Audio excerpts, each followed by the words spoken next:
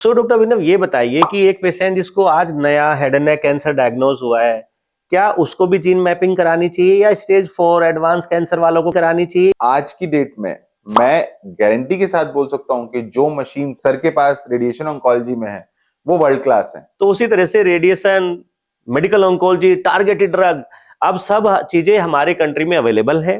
हमारी रेडिएशन के रूम में छत के अंदर ऐसी इंफ्रारेड इंस्ट्रूमेंट्स लगे हैं जो उसके लंग के मूवमेंट को गामा कैमरा की हेल्प से मुंह चेक कर सकते हैं। दिल्ली नियर बाई टाउन्स में जो बहुत हाई पॉल्यूशन है, तो हमारे लंग वैसे ही बहुत कंप्रोमाइज्ड है। कैंसर के बाद और इम्यूनिटी कम हो जाती है। फ्रेंड्स, मैं doctor Rajendra Kumar, I am a senior director radiation oncology department at Max hospital Shalimar Bagh. Hello everyone. तो आज मेरे साथ हैं डॉक्टर राजेंद्र कुमार, जो कि प्रिंसिपल डायरेक्टर हैं रेडिएशन ऑन्कोलॉजी के and head of the department of radiation oncology at Max Shalimar Bagh. और मैं हूं डॉक्टर अभिनव नरवरिया, मैं कंसल्टेंट एंड यूनिट हेड हूं मेडिकल ऑन्कोलॉजी डिपार्टमेंट में मैक्स शालीमार बाग में। तो आज हम जैसे कि सुनते हैं कि कैंसर का जो ट्रीटमेंट है वो बहुत ही एडवांस हो गया है और काफी चेंज हो गया है। अगर हम आज से 10-15 साल पुरानी बात देखें तो अब कैंसर का ट्रीटमेंट पूरी तरीके से चेंज होता जा रहा है और नए नए एडवांसमेंट डे बाय डे आते जा रहे हैं। तो हम आज डॉक्टर राजेंद्र से पहले सवाल पूछेंगे कि सर, रेडिएशन ऑन्कोलॉजी डिपार्टमेंट में क्या नई मशीन्स आई हैं, क्या नई टेक्निक्स हैं? हम सुनते हैं कि आजकल बड़े प्रिसीजन आप रेडिएशन दे पा रहे हैं, सिर्फ ट्यूमर पे दे पा रहे हैं और साइड इफेक्ट्स कम हुए। तो मैक्स शालीमार बाग की रेडिएशन ऑन्कोलॉजी डिपार्टमेंट कैसे अलग है और कैसे मैक्स शालीमार बाग का रेडिएशन ऑन्कोलॉजी डिपार्टमेंट एक वर्ल्ड क्लास डिपार्टमेंट है? सो प्लीज सर, आप कंटिन्यू करिए। Thank you doctor Abhinav for introducing me so nicely. So Abhinav, मैं एक थोड़ी मजाक वाली बात से स्टार्ट करता हूं कि जैसे मान लो रेडिएशन, एटॉमिक एनर्जी, बॉम्बार्डमेंट, ये अगर हम पिछले 40, 50, 60 सालों में डिफेंस के सेक्टर में देखें या मेडिकल के सेक्टर में देखें, तो पहले क्या होता था? जब भी दो देशों की लड़ाई होती थी तो एक एरिया में पूरे एरिया को बॉम्बार्डमेंट कर दिया जाता था, मिसाइलें डाल दी जाती थी और वो पूरा एरिया बर्बाद हो जाता था। आजकल कैसा होता है? आजकल तो दुश्मन कहीं बैठा है और वहीं जाके गिरा दो। Exactly right. So it is targeted bombarding which all over world people are doing in defence sector. ऐसे ही रेडिएशन में क्या हुआ कि ब्रेन ट्यूमर है, यहां एक जगह बैठा हुआ है, तो हमने सिर्फ उसी एरिया को टारगेट करना है। पहले हम पूरे सिर को रेडिएशन दे देते थे, मुंह में कहीं है तो पूरे मुंह को, पूरे एरिया को रेडिएशन देते, बड़ा साइड इफेक्ट आता था। हेड एंड नेक में पूरा रेडिएशन। सो बेसिकली क्या चेंज आया? चेंज ये आया कि अब आप ट्रीटमेंट के दौरान आप अपने ट्यूमर को, कैंसर को देख सकते हो। तो इमेजिंग बड़ी अच्छी हो गई है पिछले 10-15 सालों के अंदर। जैसे हमारी जो यहां मशीन है, 2 मशीन है, एक है true beam radio surgery system with exact track facility. अब ये क्या है? ट्रू बीम का मतलब है कि एग्जैक्टली उसमें प्रिसाइजली एक्सरेज निकलते हैं। रेडियो सर्जरी सिस्टम कहने से मतलब मेरा यह है कि जैसे सर्जन का नाइफ बिल्कुल प्रिसाइज होता है, जहां ट्यूमर होता है वहीं चलता है, ऐसे ही रेडिएशन सर्जरी की तरह एक सिंगल सिटिंग में पूरी डोज दे देना, 3 सिटिंग में दे देना, 5 सिटिंग में दे देना। So radio surgery system brain tumour के लिए, स्पाइन के ट्यूमर के लिए, हड्डी के ट्यूमर के लिए ये बड़ी अच्छी कारगर टेक्निक है। पेशेंट को हम लिटाते हैं क्विकली, जो रेडिएशन मशीन है उसमें क्विक सीटी स्कैन होता है, वहीं एंड टेक्स हार्डली 30-40 सेकेंड, आपको वो ट्यूमर दिख जाता है live and you hit it like a laser. तो उससे क्या हो गया कि आपको आसपास का जो हेल्दी टिश्यू है वो लेना नहीं पड़ता।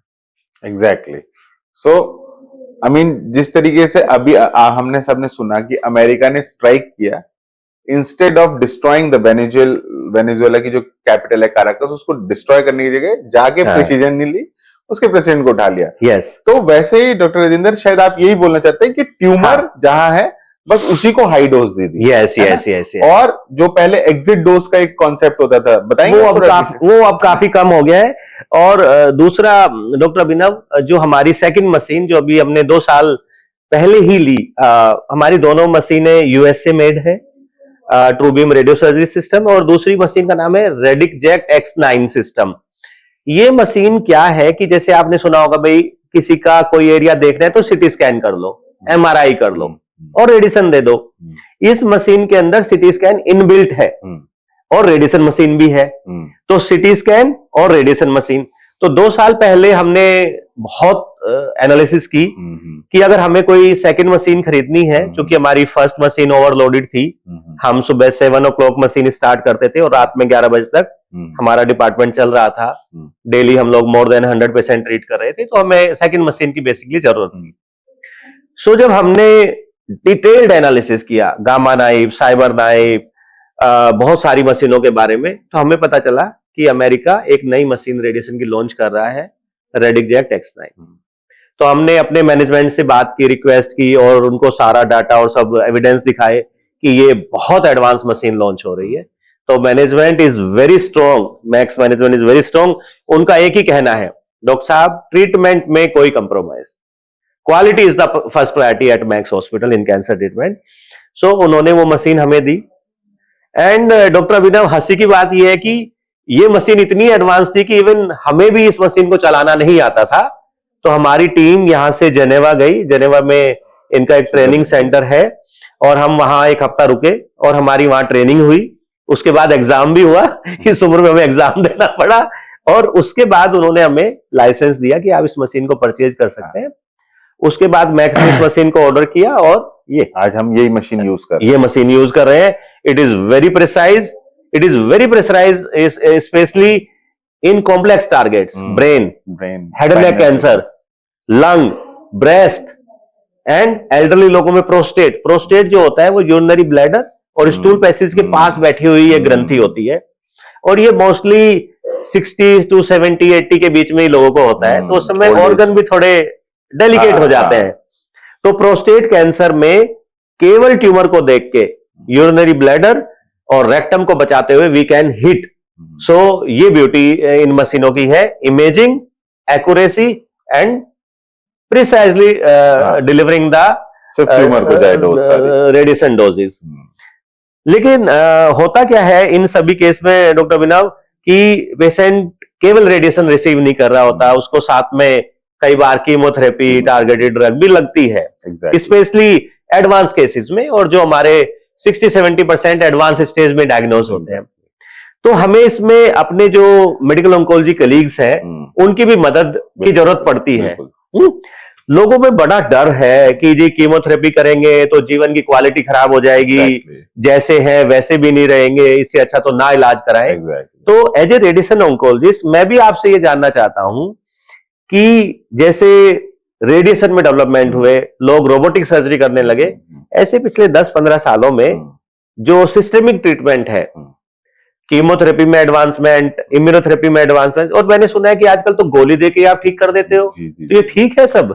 तो देखिए, हम बात करेंगे कि सिस्टेमिक थेरेपी यानी कि कैंसर का हमेशा ट्रीटमेंट 3 मोडालिटी से किया जाता है, medical oncology, surgical oncology, radiation oncology. तो हमारा काम होता है सिस्टेमिक ट्रीटमेंट देना। तो ये जो डर है लोगों में, ये बहुत सही है, क्योंकि पहले जो हम कीमोथेरेपी देते थे उससे साइड इफेक्ट्स बड़े होते थे, है ना? इफेक्ट भी आता था पर साइड इफेक्ट बड़े होते थे। क्या होता है, मैं आप लोगों को बताऊंगा कि कीमोथेरेपी काम कैसे करती है। हर डिवाइडिंग सेल्स जो भी रैपिडली डिवाइड हो रहा है उसको कीमोथेरेपी किल करती है। तो जो हमारे कैंसर सेल्स होते हैं वो रैपिडली डिवाइड होते हैं और वो उनको मारती है। और जो हमारी बॉडी में कई नॉर्मल सेल्स होते हैं वो भी बड़े रैपिडली डिवाइड करती है। तो कीमोथेरेपी उनको पहचान नहीं पाती कि ये नॉर्मल सेल है, ये कैंसर सेल है। वो हर रैपिडली डिवाइडिंग सेल को मारती है, इसीलिए उसके साइड इफेक्ट ज्यादा होते थे, मुंह में छाले होना, वॉमिटिंग होना, बाल झड़ जाना। पर अब over the period of years क्या हुआ है, हम आजकल हर पेशेंट की कोशिश करते हैं डीएनए में घुसे, देखें क्या म्यूटेशन है, क्या म्यूटेशन है, कि कौन सा जीन इसका म्यूटेटेड है, क्या तकलीफ है।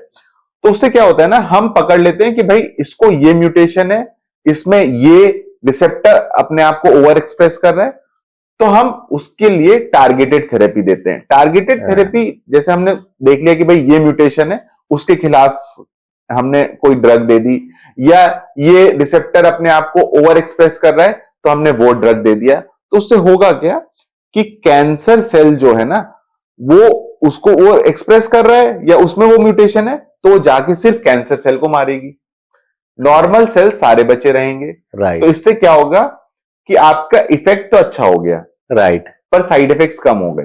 डॉक्टर अभिनव, मैं एक क्वेश्चन पूछना चाहता हूं। आपने वर्ड बोला म्यूटेशन देखते हैं। एक आदमी जो नॉर्मल पेशेंट है, मैं अपने दर्शकों के लिए ये पूछना चाहता हूं, वो क्या समझे, आप म्यूटेशन कैसे चेक करोगे मरीज का? देखिए क्या होता है ना, हम बात करते हैं कैंसर होता कैसे है। हमारा डीएनए 1 से 2, 2 से 4 ऐसे रिपीट होता जाता है। अगर डीएनए में कोई भी टूटा हुआ है या कोई गलत कुछ गलती है, तो जब वो बनेगा ना, तो उसमें हमारी बॉडी क्या करती है, उसी समय किसी उस सेल को मारने की कोशिश करती है। अगर वो उससे बच गया तो डिफेक्टिव सेल पैदा होंगे, और डिफेक्टिव सेल पैदा होंगे तो कैंसर होगा। तो वो जो आजकल हम जीन मैपिंग कर लेते हैं, उससे क्या हमें पता चल जाता है कि इस जगह पे ये म्यूटेशन है, इस वजह से ये डिफेक्टिव सेल बन तो रहा है। मरीज को क्या करना होगा? वो क्या सैंपल देगा आपको, क्या टेस्ट होगा, और कितना महंगा है ये सब? या ब्लड से हमारे टेस्ट का नाम होता है next generation sequencing, NGS test बोलते हैं, जो कि आज की डेट में 20-30 हजार रुपए से शुरू होके, अगर हम बाहर यूएस की लैब्स में भेजते हैं 3 से 4 लाख रुपए का भी होता है। पर अगर बेसिक एक टेस्ट कराना चाहें तो वो 20 से 30 हजार का एनजीएस टेस्ट होता है, जिसमें हमें म्यूटेशन पता चलती है। तो हम पहले क्या करते हैं, कॉमन म्यूटेशन जानने की कोशिश करते हैं। अगर वो भी नहीं आती तो हम ब्रॉड एनजीएस ऑर्डर करते हैं, जिससे सारे जीन्स मैप हो जाते हैं। ओके। सो डॉक्टर अभिनव, ये बताइए कि एक पेशेंट जिसको आज नया head and neck cancer diagnose हुआ है, क्या उसको भी जीन मैपिंग करानी चाहिए या स्टेज 4 एडवांस कैंसर वालों को करानी चाहिए? कैंसर्स में सारी स्टेज के पेशेंट्स को एनजीएस टेस्ट रिकमेंडेड है। कुछ कैंसर्स में हम कहते हैं जब स्टेज 4 हो, जब क्योरेटिव नहीं हो हमारा इंटेंट, मतलब हम कैंसर को पूरी तरीके से ठीक नहीं कर सकते, सिर्फ रोक के रख सकते हैं, वहां पे एनजीएस ज्यादा हेल्पफुल होता है। Okay okay. और आपने बताया कि ये हमें जो उसका बायोप्सी सैंपल है या उसका ब्लड सैंपल है, कुछ केसेस में इनसे ही हो जाता है। पेशेंट को सैंपल देने और रिजल्ट आने में कितना वेट करना होगा? एनजीएस टेस्ट आज की डेट में देखा जाए तो 1 हफ्ते से 2 हफ्ते में भी आ जाता है। अगर आप ब्रॉड एनजीएस करो तो वो 3 से 4 हफ्ते लेता है। Okay okay. आपका क्या मानना है कि जब stage 4 cancer brain, spine, lung, liver जगह जगह फैल गया हो, तो किस तरह से रेडिएशन और ये टारगेटेड ड्रग एक साथ ज्यादा अच्छा असर करती है? देखो, मैं आपको सर बताऊंगा कि जब भी स्टेज 4 कैंसर होता है, तो पेशेंट को अगर बोन में फैला हुआ है, तो बोन के लिए, अगर बोन में कैंसर फैला होता है, काफी दर्द होता है। बहुत ज्यादा दर्द होने की वजह से रेडिएशन थेरेपी एक ऐसी तकनीक है जिसको कहा गया है is the best pain medication. Right right right. अगर आपने किसी स्टेज 4 कैंसर में आपको बोन्स में रेडिएशन है या लिवर में अकेला कहीं फैला हुआ है, आप वहां पे आपकी मदद से प्रिसीजन रेडिएशन दे सकते हैं। आपने जैसे ही रेडिएशन दिया, वहां पे दर्द कम हो जाएगा। सिस्टमिक पूरी बॉडी में हम कंट्रोल कर रहे हैं, पर कहीं एक जगह अगर हमें कंट्रोल करना है तो उसके लिए हमारे पास डॉक्टर राजेंद्र की टीम हमेशा अवेलेबल रहती है। एक और चीज मैं बात करूंगा, एडवांसमेंट की बात कर रहे हैं, इम्यूनोथेरेपी। आप लोग सभी अभी सुनते होंगे, है ना सर? इम्यूनोथेरेपी। सो इम्यूनोथेरेपी क्या है? हमारी बॉडी में हमारा इम्यून सिस्टम होता है। हमारा इम्यून सिस्टम खुद काबिल होता है सारे कैंसर सेल्स को मारने के लिए। बिल्कुल सही है, बिल्कुल सही हम जैसे देखते हैं बचपन में बच्चे मिट्टी खा लेते हैं, कुछ भी गंदा खा लेते हैं, या हम भी, है ना? पर हम कभी बीमार नहीं पड़ते। वैसे ही हमारी बॉडी का इम्यून सिस्टम प्लान्ड होता है कैंसर सेल्स को मारने के लिए।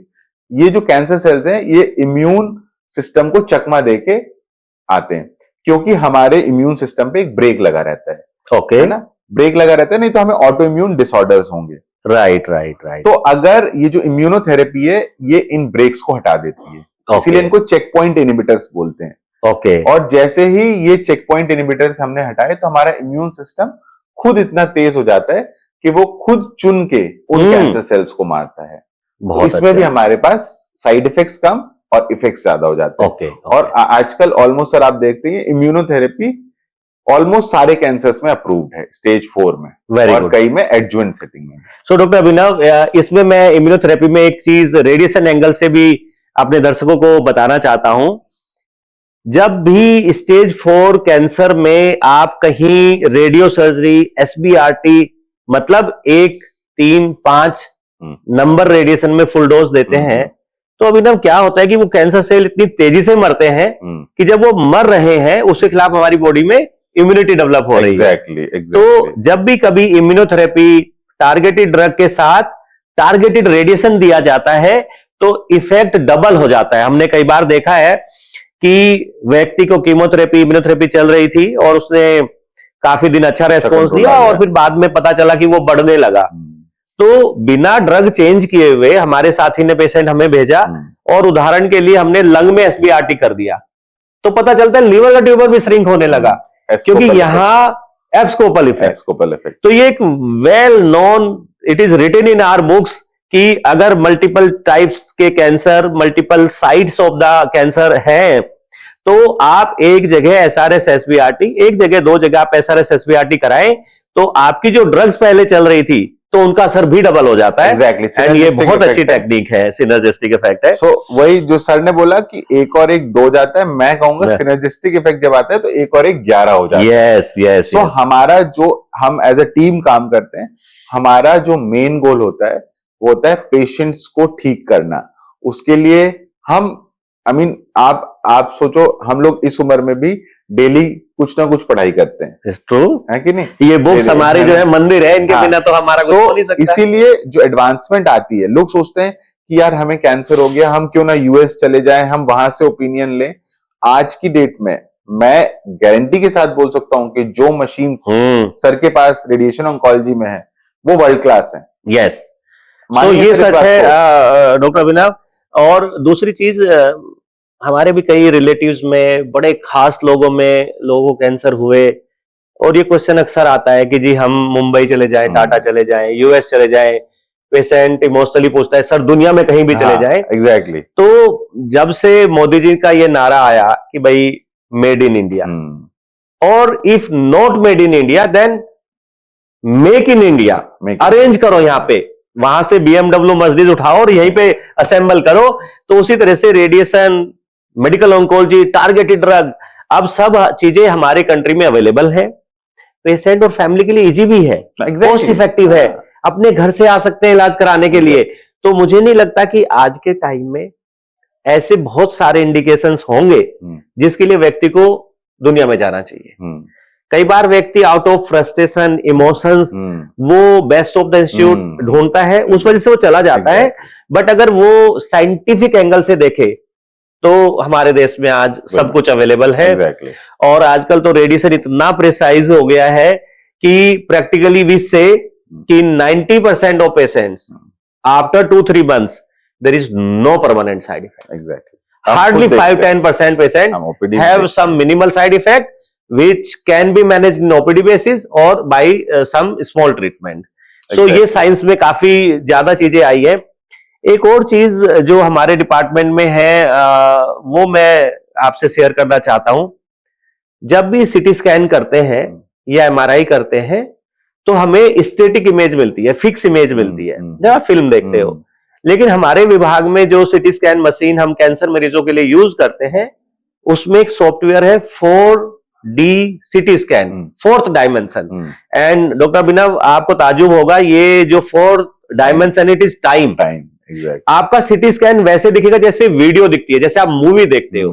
मतलब ट्यूमर लंग में है तो हिलता हुआ दिखेगा। और जब वो हिलता हुआ दिखेगा तो आप उसका एग्जैक्ट कितना मूवमेंट है वो चेक कर सकते हो, मैच कर सकते हो। लंग में हो गया, ब्रेस्ट कैंसर हो गया, लीवर में हुआ, पैनक्रियाज, ऐसे ऑर्गन जो आसपास के ऑर्गन से मूव करते हैं, उनका मूवमेंट भी 4D सिटी स्कैन से हम देख सकते हैं। और वो भी सारी डायरेक्शन में, ऐसे कितना है, ओब्लिक कितना है, लेफ्ट राइट कितना है, अप डाउन कितना है, ओब्लिक कितना है। तो 6 डायमेंशन वी कैन चेक। और मान लो वो 5-6 मिलीमीटर मूवमेंट है। पूछना चाहूंगा, वो एक जो आप बोलते हैं ना लंग में वॉल्यूम गेटेड, या वो उसको थोड़ा सा बताइए। क्योंकि रेडिएशन में क्या होता है ना, रेडिएशन में लंग में जो रेडिएशन होती है उसमें लोग ज्यादा डरते हैं, रेडिएशन न्यूमोनाइटिस के। तो बताइए सर, जो एक वो क्या टेक्निक बोलते हैं? उसमें हम लोग बोलते हैं कि रेस्पिरेटरी गेटिंग, या ट्यूमर को हमने ट्रैक किया। गेटिंग का मतलब होता है कि रेडिएशन की जो मशीन है उसने ये इतना सारा हमने एरिया खोला, ट्यूमर इज मूविंग डॉक्टर बिना, तो जब वो इस जगह आता है तो मशीन ऑन, जब वो इससे बाहर जाता है मशीन बंद, मशीन ऑन मशीन बंद। तो जब ट्यूमर यही होगा तो हमने एक गेट खोल दिया कि ये विंडो है, इसी से आएगा ट्यूमर। अच्छा, तो उससे हम छोटे एरिया में ट्यूमर को ट्रीट कर सकते हैं। दूसरा, हमारी रेडिएशन के रूम में छत के अंदर ऐसी इंफ्रारेड इंस्ट्रूमेंट्स लगे जो उसके लंग के मूवमेंट को गामा कैमरा की हेल्प से मूव चेक कर सकते हैं और उसके साथ मशीन को सेट कर देते हैं। ट्यूमर मूव करेगा मशीन मूव करेगी, ट्यूमर मूव करेगा मशीन मूव करेगी। तो उससे केवल हम ट्यूमर ही ट्रीट करते हैं और बड़ा एरिया ट्यूमर का, लंग का, हेल्दी टिश्यू का ट्यूमर के साथ ट्रीट नहीं होता। तो उससे रेडिएशन साइड इफेक्ट, न्यूमोनाइटिस और ये सब चीजें बच जाती है। आई थिंक ये भी बहुत सारे सेंटर्स के पास नहीं है, जो आपके पास बहुत कम जगह है, ये बहुत एडवांस है। लेकिन मैं आपसे कहना चाहूंगा कि कोविड महामारी के बाद और जो level Delhi near by towns में जो बहुत हाई पॉल्यूशन है, तो हमारे लंग वैसे ही बहुत कंप्रोमाइज्ड है।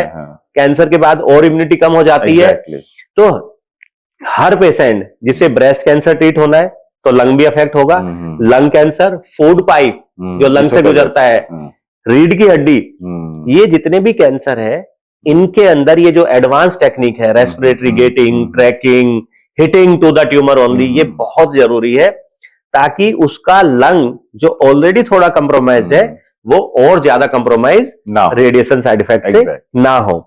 ऐसे ही डॉक्टर अभिनव, मैं आपसे ना लीवर कैंसर के बारे में बताना चाहता हूं। जब भी लीवर कैंसर होता है तो आज भी 2026 में भी आप ये मानेंगे कि ये खराब कैंसर है। लीवर कैंसर अच्छा एग्जैक्टली बहुत अर्ली डिटेक्ट नहीं होता। सही बात। थोड़ा बड़ा हो जाता है तो यूजुअली कहा जाता है, एक आम आदमी समझता है लीवर ट्रांसप्लांट करा लो, लेकिन आप भी जानते हैं लीवर ट्रांसप्लांट बहुत बड़ी सर्जरी है। 10 या 20% पेशेंट ही लिवर ट्रांसप्लांट के लिए एलिजिबल होते हैं। यस, तो अगर ट्यूमर बड़ा हो गया, इधर उधर आसपास कुछ नोड्स आ गई, जो पोर्टल वेन खून की नस है उसमें थ्रोम्बस आ गया, तो इन पेशेंट्स में ट्रांसप्लांट भी नहीं हो सकता। और अगर हो भी सकता है तो डोनर कहां से मिलेगा? बहुत सारा फाइनेंसिस भी बहुत सारा चाहिए। तो इसमें भी हम रेडिएशन की ऐसी टेक्निक आज के टाइम में आ गई है जिसे हम कहते हैं SBRT लीवर। तो SBRT लीवर में अगर हमारे दर्शक कभी भी गूगल चेक करना चाहे, चैट जीपीटी से पूछना चाहे what are the control rate in liver cancer by using SBRT technique, तो आप देखेंगे 80-90% लोगों में ये कंट्रोल हो जाते हैं ट्यूमर। अगर आज आपके पास फाइनेंस अरेंज नहीं है, डोनर नहीं है, 6 महीने साल भर बाद होना है, ब्रिजिंग आप SBRT करो, एज ए ब्रिज यूज करो और फिर अपना ट्रांसप्लांट करा लीजिए। अदरवाइज SBRT और इम्यूनोथेरेपी बहुत अच्छा ट्रीटमेंट है SCC का, जो शायद आज लोगों को बहुत ज्यादा, मुझे लगता है ऐसा, क्योंकि जब हमारे पास पेशेंट्स आते हैं हमेशा एडवांस तो वो उन्हें नहीं मालूम होता। तो SBRT liver and immunotherapy I think is very good result. Even लोग 2 साल 3 साल 5 साल 10 साल भी अब निकालने लगे हैं। हमारे काफी पेशेंट्स हैं जो हमने इकट्ठे भी ट्रीट किए हैं कि जो लीवर कैंसर से पीड़ित थे, लीवर ट्रांसप्लांट के लिए उनके पास फाइनेंसिस नहीं थे या वो केस नहीं था लीवर ट्रांसप्लांट का, और उसको SBRT किया गया, इम्यूनोथेरेपी डॉक्टर साहब ने दी और वो बहुत अच्छे से कंट्रोल हुआ है। हमारे लिवर कैंसर में भी पेशेंट्स हैं जो 3-4 साल से आराम से अपना नॉर्मल लाइफ जी रहे हैं। आप कह नहीं सकते उनको कि इनको कोई दिक्कत है। डॉक्टर बेटा एक मजाक की बात पूछूं, लोग कहते हैं गोली देते हो ना, गोली देना होता है मतलब कुछ फर्जी कह देना, लेकिन मैंने देखा है आप हमारे लिवर कैंसर्स में कई बार कई अलग अलग तरह की ऐसे टैबलेट फॉर्म में टारगेटेड ड्रग देते हैं जिसे पेशेंट घर पे खाता है और बड़े अच्छे रिजल्ट्स है। वो क्या है? तो मैं आपको बताना चाहूंगा कि जब भी हमारे पास पेशेंट आता है तो पेशेंट एक्सपेक्ट करता है कि भाई आप हमें कोई आईवी हॉस्पिटल में भर्ती करके दवाई देंगे। तो जैसे कि अभी हम बात कर रहे थे कि म्यूटेशंस, NGS कराते हैं, तो कई म्यूटेशंस होते हैं, कई म्यूटेशन में सिर्फ एक ओरल गोली ही काम कर देती है। जैसे ब्रेस्ट कैंसर हो गया, चलो हम लिवर से ही बात शुरू करते हैं। हम कह सकते हैं ये मैजिक बुलेट्स हैं आज के टाइम में, इनको मैजिक बुलेट्स कह सकते हैं बिल्कुल। जैसे दवाई है लिन्वाटेनिब जो कि हम यूज करते हैं लिवर कैंसर में, वो वेजेफ मतलब जो लिवर कैंसर होता है ना, हाईली वेस्कुलर होता है, अपनी ब्लड सप्लाई ले लेता है, तो वो ब्लड सप्लाई को बंद कर देती है वो एक गोली। उस एक गोली से आप आराम से जी सकते हैं, बात सो करेंगे, ये आप कह रहे हैं कि लेनवाटेनिब की जो टैबलेट है ये आराम से घर ये पे जो जैसे कैंसर सेल्स हैं जो उसको ब्लड सप्लाई जा रही है उसको उसको रोकती है, मार देती है, उसको बनने ही नहीं देती ब्लड ओ। सप्लाई। जब भाई किसी ट्यूमर की ब्लड सप्लाई रुक जाएगी तो अपने आप नहीं बनेगा। ऐसे हम बात करेंगे लंग और डॉक्टर कैंसर की। अभिनव, ये जो दवाई है लेनवाटेनिब, क्या ये लाखों रुपए में आती है? और क्या इसको हर व्यक्ति जो एक आम आदमी अपने देश में रहता है वो क्या इसको सहन कर सकता है फाइनेंशियली? आप यकीन नहीं मानेंगे, लेनवाटेनिब की कॉस्ट आज की डेट में 1,500 से 2,000 रुपए महीने की कॉस्ट है। जो तो आप देख रहे हैं कि लीवर में डॉक्टर साहब कह रहे हैं कि टैबलेट से बड़े अच्छे रिजल्ट आ सकते हैं काफी पेशेंट्स में, और ये दवाई की कॉस्ट कुछ हजारों में ही पूरे महीने की कॉस्ट आ जाती है। ये तो सच में मैजिक बुलेट हम कह सकते हैं। तो क्या लेनवाटेनिब से जो पेशेंट्स फेल हो जाए उनको तो उसको बहुत लाखों वाली दवाई खरीदनी होगी, या कोई और भी टैबलेट आती है जो हम दे सकते हैं? लेनवाटेनिब के अलावा भी गोलियां हैं, लेनवाटेनिब के बाद इम्यूनोथेरेपी भी ऑफर की जा सकती है। और जब से अभी क्या है कि इम्यूनोथेरेपी पहले सिर्फ विदेशी कंपनी की थी हमारे पास, तो उनका कॉस्ट ज्यादा था, पर अब हमारे देश में भी इम्यूनोथेरेपी इंडियन कंपनीज भी बनाने लगी हैं। तो आपका कहने का मतलब है कि कैंसर के इलाज में भी made in India is successful? बिल्कुल, यस। अरे ये तो बड़ी अच्छी बात है। डेली बेसिस की जो हमारी इंडियन कंपनीज की दवाइयां हैं वो भी इक्वली इफेक्टिव है एज दोस कंपनी जो बाहर की हैं। तो डॉक्टर अभिनव, ये जो हमारी इंडियन कंपनीज हैं इनके जो क्वालिटी चेक है क्या वो नेशनल लेवल पे बड़ी एजेंसीज चेक करती हैं? एग्जैक्टली। कैसे आप कह सकते हैं, या कैसे हमारे दर्शक यकीन करें कि इनकी क्वालिटी भी उतनी ही अच्छी है जितनी दुनिया में किसी भी कंपनी की है? जब भी कोई इंडियन मार्केट में कोई भी दवाई आती है डीसीजीआई अप्रूवल के बाद ही आती है। ओके। जो हमारे इंडिया में भी किसी भी ड्रग को अप्रूव करने के लिए जो मानक हैं, जो सेट रूल्स हैं, वो बड़े स्ट्रिक्ट हैं। तो डायरेक्टर जनरल लेवल की जो एजेंसीज हैं दे मॉनिटर देम। जब तक वो अप्रूव नहीं करती तब तक हम किसी पेशेंट को वो दवाइयां नहीं लगा सकते। ओके। तो हमें अपनी इंडियन उस पे बड़ा ट्रस्ट है कि वो सारे सेट ऑफ रूल्स फॉलो होने के बाद ही अप्रूव होती है। सो डॉक्टर अभिनव, मैं आपसे ये पूछना चाहूंगा कि आई एम सॉरी, मैं लीवर पे ज्यादा फोकस कर रहा हूं। मैं वेस्टर्न यूपी से बिलोंग करता हूं, वहां पेस्टिसाइड खूब यूज होता है। तो लिवर कैंसर, और मैं अपने शहर में, बड़ौद शहर है, वहां मैं ओपीडी करता हूं, वहां मैं पेट के कैंसर बहुत देखता हूं। Liver cancer, gall bladder, pancreas ग्रंथि, colon cancer, rectum cancer, belt ही है ना, गंगा बेल्ट है, गोल ब्लैडर बहुत वहां कैंसर है और पूरे पूरे गांव पीड़ित है। तो ये तो मेरे ख्याल से बहुत बड़ी, मतलब उनके लिए आज बहुत अच्छी न्यूज होगी कि liver cancer, pancreas cancer, colon cancer, इन सब के लिए टैबलेट्स भी अवेलेबल हैं, इंजेक्टेबल इम्यूनोथेरेपी, कीमोथेरेपी जो अवेलेबल है वो मेड इन इंडिया है। तो उनकी कॉस्ट हजारों में आ गई है, अब लाखों में नहीं रही। मैं ऐसा नहीं कहूंगा कि 10 दवाई है सबकी सब, बट हाँ 10 में से 7, 8, 9 दवाइयां ऐसी है जिनकी कॉस्ट एक आम आदमी आराम से बियर कर सकता है। मेरा अगला क्वेश्चन ये है डॉक्टर अभिनव कि पेट के cancer, liver, pancreas, colon cancer, कहीं भी अगर हमारे पेशेंट्स को किसी वजह से थोड़ा लेट पता चले और सर्जरी ना हो पाए, तो क्या उसके लिए डेथ सेंटेंस है वो अब ठीक ही नहीं होगा? भाई मैं बात करता हूं कि जनरली हम दोनों ही देखते हैं कि जो पेट का कैंसर होता है वो अर्ली स्टेजेस में बहुत लोग नहीं पकड़ पाते, वो लेटर स्टेजेस में ही पकड़ा जाता है। स्टेज 3, स्टेज 4 में ही मिलता है, में ही पकड़ा जाता है। जब आपको अगर आपकी मतलब बॉवेल हैबिट्स, आपका कुछ कॉन्स्टिपेशन हो या डायरिया हो या पेट दर्द हो, तब तक वो अपनी एडवांस स्टेज में आ चुका होता है। और अगर उसकी सर्जरी पॉसिबल ना हो तो हमारे पास 2 ऑप्शन होते हैं, या तो उसको पहले कीमोथेरेपी देके श्रिंक करके फिर उसकी सर्जरी कर दें। सो यूजुअली पेशेंट को कितने साइकिल कीमोथेरेपी पेट के कैंसर्स में लेने पड़ते हैं सर्जरी से पहले? 3 से 6 महीने की कीमोथेरेपी देनी पड़ती है। ओके।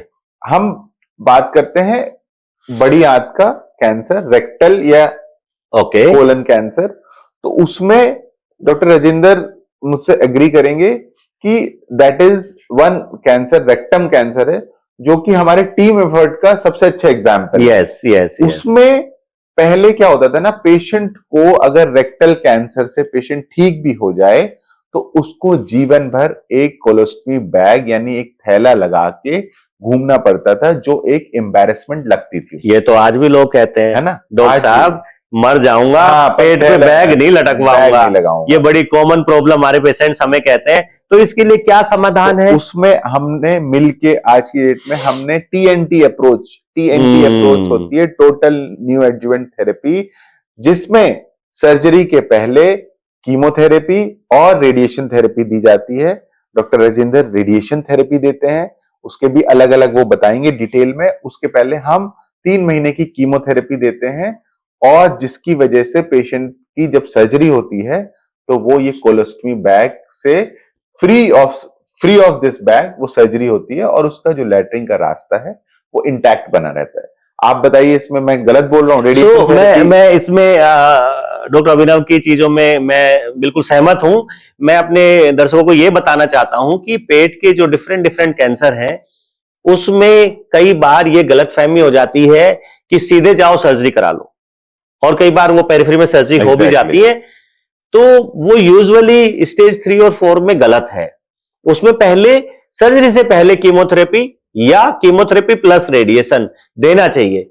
हमारी टीम में क्या अच्छी बात है कि हम हमेशा ट्यूमर बोर्ड, जिसमें surgeon, medical oncology, radiation oncology, radiology, pathologist, pain physician सब लोग बैठते हैं, और हर न्यू केस को हम आपस में सलाह करते हैं कि इसके लिए क्या बेस्ट तरीका है।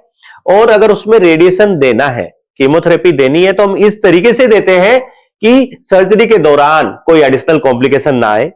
और अगर सर्जन को बड़ा एरिया निकालना है, बड़ी लंबी एरिया की सर्जरी करनी है, और पेट पे बैग लगाना कंपलसरी है, तो हमने देखा है कि हमारे 60-70% पेशेंट्स अगर बैग लगना था तब भी बच जाते हैं बैग लगने। तो आप इससे एग्री करेंगे।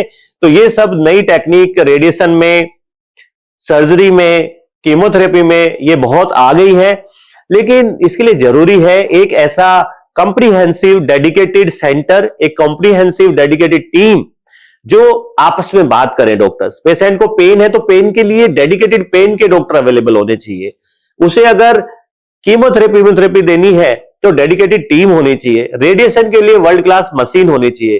तो अगर ये सब आपके पास है तो तभी आप अपने पेशेंट्स को बहुत एक्सीलेंट इलाज, minimum side effect, best quality of life and at affordable cost तभी आप दे सकते हैं।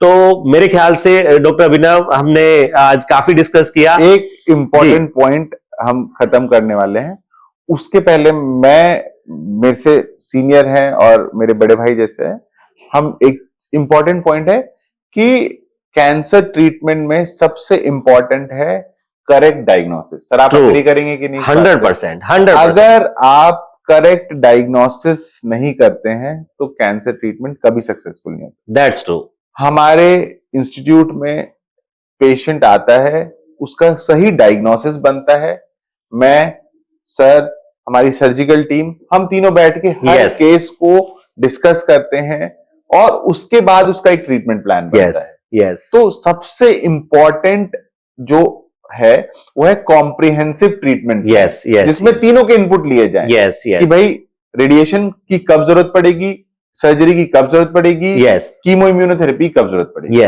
और पेशेंट को भी पहले दिन पता होना चाहिए कि मेरा टोटल ट्रीटमेंट, टोटल ड्यूरेशन कितना है कैंसर ट्रीटमेंट का, मेरी एक्सपेक्टेड कॉस्ट रेडिएशन में, सर्जरी में, कीमोथेरेपी में कितनी है।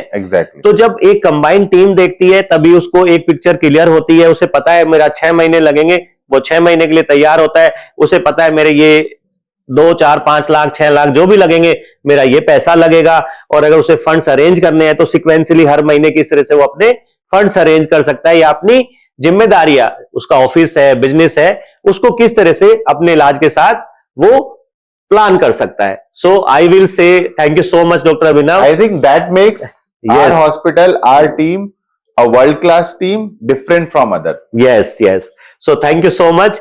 और दर्शकों को अगर कोई भी सवाल मुझसे या डॉक्टर अभिनव से पूछना हो, मैं अपना नंबर आपको दे देता हूं, आप नोट कर लीजिए। It is 9911585358। मैं डॉक्टर राजेंद्र कुमार आपके किसी भी क्वेश्चन को आंसर करने के लिए हमेशा अवेलेबल हूं। आप मुझे व्हाट्सएप कर सकते हैं, मैं डिस्कस कर सकते हैं आपसे, आप हमें व्हाट्सएप पे, और मैं डॉक्टर अभिनव से भी रिक्वेस्ट करूंगा अगर आपको कोई आपत्ति ना हो तो क्या आप अपना नंबर शेयर कर सकते हैं? तो मेरा मोबाइल नंबर है 9755777441। आपकी जो भी क्वेरीज हो, अगर कुछ भी आपकी फैमिली में है, प्लीज हमसे जानिए और सही ट्रीटमेंट की तरफ बढ़िए। Okay, thank you very much.